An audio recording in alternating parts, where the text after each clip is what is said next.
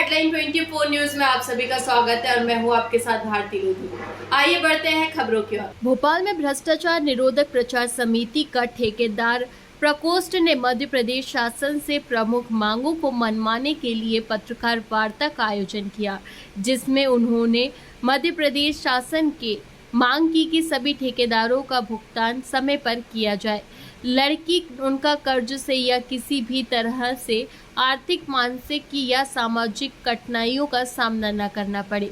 भ्रष्टाचार निरोधक प्रचार समिति ने बताया कि हमारे साथी पवन कुमार श्रीवास्तव ने राजधानी परियोजना प्रशासन संभाग क्रमांक 2 के सब डिवीजन नंबर 2 में लाखों का काम अपना घर इवैल्यूएशन किया था, जिसके कार्यपालन नियंत्रित अधिकारी के आदेश अनुसार किया। उस समय के प्रमुख अभियंता बघेल की सरकारी बंगलों में काम करवाया गया था, जिसका भुगतान बड़ी कोशिशें के बाद अभी हुआ है। उसमें भी 5 लाख का भुगतान नहीं हो पा रहा है। इसी तरह से विगत वर्षों में देखा गया है कि पूरे मध्य प्रदेश में सैकड़ों ठेकेदार भाइयों ने पूरे परिवार के साथ आत्महत्या करूंगा समाप्त हो गया, जो कि दंडनीय और निंदनीय है। भ्रष्टाचार निरोधक प्रचार समिति प्रकोष्ठ की सभी सदस्यों ने एक साथ आकर सरकार से मांगते जिन जिन ठेकेदार भाइयों का लंबे समय से भुगतान नहीं हुआ है, ताकि उनको कर्ज से मुक्ति मिल सके। इस प्रेस वार्ता में संजय मिश्रा राष्ट्रीय संयोजक, कुमार MP ताजवार राष्ट्रीय सचिव, अमरेश पटेल व्यवस्थापक, अंशुल प्रदेश ठेकेदार प्रमुख, शिव प्रताप सिंह प्रदेश अध्यक्ष, राजीव त्यागी प्रदेश उपाध्यक्ष, संजीव श्रीवास्तव प्रदेश उपाध्यक्ष, कैलाश पाल, नरेंद्र यादव प्रदेश सचिव, कपिदेव सिंह प्रदेश संयुक्त सचिव, साजिद ठाकुर प्रदेश संगठन आदि। इलेक्ट्रॉनिक और मीडिया के दोस्तों और मंच पे उपस्थित भ्रष्टाचार निरोधक प्रचार समिति के भाई हमारे राकेश श्रीवास्तव जी और भाई ईश्वर जी, भाई धवल जी, हमारे व्यापार ठेकेदार प्रकोष्ठ के उपाध्यक्ष महामंत्री, हम लोगों ने एक भाई साहब के जो है आशीर्वाद से व्यापार प्रकोष्ठ ठेकेदार प्रकोष्ठ का जो निर्माण किया गया है, उसका मुख्य कारण ये है कि रियल में जो है ठेकेदार बंधु काफी परेशान इसलिए है कि हम लोग पैसा लगाते हैं, हम लोग लोन लेते हैं, हमारे पास जो है हम लोग अपने बैंक में जो है मॉर्गेज करते हैं प्रॉपर्टी, और मॉर्गेज करके हम लोन लेकर के कार्य करते हैं, और यदि समय से भुगतान न हो तो ये बताइए कि आदमी की क्या स्थिति होगी। आज उसी के संबंध में ये प्रेस वार्ता जो है बुलाई गई है, जिसमें दूसरा भाई साहब ने बता दिया है आपको कि हमारे जो साथी थे पवन कुमार श्रीवास्तव जी, उनके साथ क्या क्या हुआ। इसके साथ ही आप ये देखिए कि विगत वर्षों में बहुत सारे ऐसे ठेकेदार हैं जिन्होंने आत्महत्या कर ली।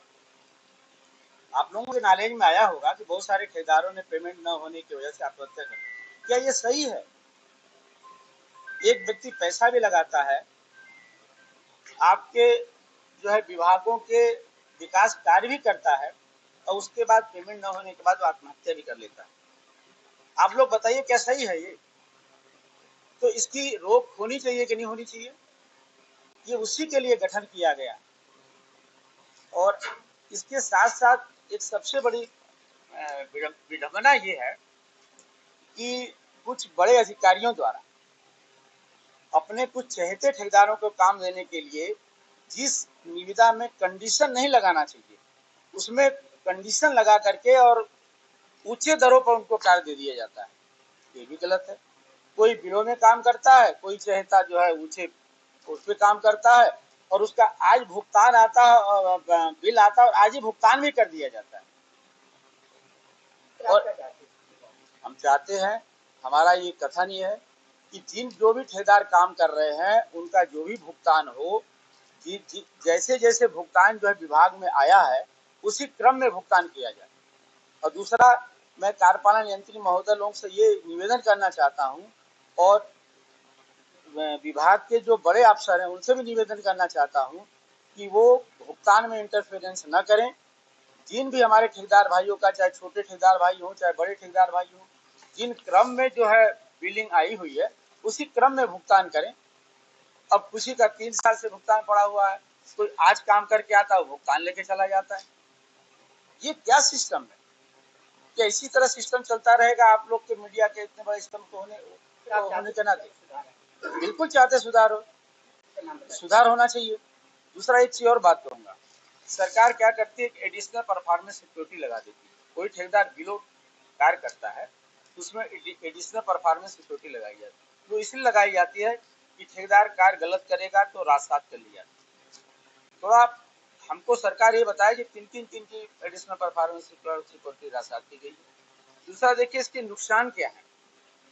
जब आप एडिशनल परफॉर्मेंस सिक्योरिटी जमा कराते हैं तो एक ठेकेदार का फंड जो है वो एफडी के रूप में बैंक के पास जमा हो जाता है। करोड़ों रुपया जमा है, करोड़ों रुपया। यदि ये न जमा किया जाए तो करोड़ों रुपया से ठेकेदार और विकास के कार्य करेगा, दूसरे विभागों में भी टेंडर लेगा, कार्य करेगा। तो जब कार्य करेगा, ज्यादा अधिक कार्य लेकर करेगा तो हमारे मजदूर भाइयों को, जो वर्कर्स हैं, उनको कार्य मिलेगा, बेरोजगारी की समस्या भी उससे दूर होगी। मतलब वो समस्या को भी बनाए रख रहे हैं अधिकारी लोग, ये भी। स्पष्ट रूप से सबसे पहले मैं अपनी बात शुरू करने से पहले जो पहलगाम आतंकी हमला हुआ है उसके जो हमारे वीर जवान शहीद हुए उनके चरणों में प्रणाम करते हुए श्रद्धांजलि अर्पित करता हूँ और फिर अपनी बात की शुरुआत करता हूँ। भ्रष्टाचार जिसके दंश से आज पूरा देश, पूरा प्रदेश और हर वो वर्ग जूझ रहा है जो यहाँ का नागरिक। भ्रष्टाचार के दंश से हर व्यक्ति प्रताड़ित है। एक निचले स्तर के व्यक्ति से लेके जो चाहे संवैधानिक पद पर बैठा हो, शासन के लोग हों या प्रशासन के लोग हों, हर वर्ग जो है, हर नेता, हर कौम, चाहे शासन में बैठा हो प्रशासन का, भ्रष्टाचार की आग में वो बिल्कुल झुलसा हुआ है। ये भ्रष्टाचार निरोधक प्रचार समिति जो विगत 28-30 वर्षों से भ्रष्टाचार के खिलाफ पूरी मुखरता से, पूरी ईमानदारी से, पूरी ताकत के साथ, पूरी बुलंदी से लड़ाई लड़ती आ रही है। भ्रष्टाचार निरोधक प्रचार समिति बनाने का उद्देश्य यही था कि जो आज पूरा देश, हर वर्ग भ्रष्टाचार से जूझ रहा है, उससे कैसे निपटारा मिले और देश को एक विकसित और सुदृढ़ कैसे बनाया जाए, उसकी दिशा में भ्रष्टाचार निरोधक प्रचार समिति इसके ये संगठन का निर्माण किया। माननीय राष्ट्रीय अध्यक्ष जी हैं, उनका मैं बहुत बहुत आभार व्यक्त करता हूँ कि ऐसे दौर में जब भ्रष्टाचार का भाव बोलने पर या किसी अधिकारी या किसी वर्ग के व्यक्ति अगर कोई भ्रष्टाचार के खिलाफ आवाज उठाता है, एक आम जनमानस जो सामाजिक व्यक्ति है उसको सिर्फ मिलती है प्रताड़नाएं, लाठियां, डंडे, जेल और एफआईआर। इसके सिवा कुछ नहीं। हमारा मुद्दा ये है कि जो भ्रष्टाचार निरोधक प्रचार समिति विगत 28-30 वर्षों से निरंतर मुखरता से लड़ती आ रही है, आज हम ठेकेदार प्रकोष्ठ का हमने निर्माण किया है। हमें ठेकेदार प्रकोष्ठ बनाने की आवश्यकता क्यों पड़ी? एक छोटा सा मैं आपको उदाहरण देकर समझाऊंगा। हमें ये वर्ग और ये प्रकोष्ठ बनाने की आवश्यकता इसलिए पड़ी, एक ठेकेदार जो देश के विकास और हर कड़ी को जोड़ने का काम करता है, लेकिन आज ठेकेदार सबसे प्रताड़ित है। एक छोटा सा उदाहरण देकर आपको समझाऊंगा। एक ईवन बंगला है यहाँ पे सीपीए का, प्रमुख अभियंता शालिग्राम बघेल थे पीआईयू के, उनको सरकारी बंगला अलॉट होता है। उस बंगले की साज सज्जा में करोड़ों रुपए फूंक दिए जाते हैं। जो उनके निचले स्तर के अधिकारी थे उनके दबाव बनाया गया, वो अधिकारी उस ठेकेदार पे दबाव बनाए।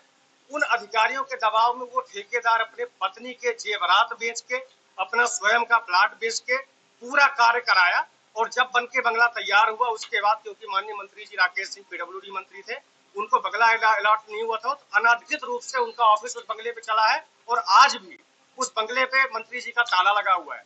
उस जो पवन श्रीवास्तव ठेकेदार है, करोड़ों रुपए का काम कराया पत्नी के जेवर बेच के, प्लॉट बेच के, उसकी पेमेंट आज तक नहीं हुई है। इस संबंध में हमने लोकायुक्त से शिकायत की, हर जगह शिकायत की।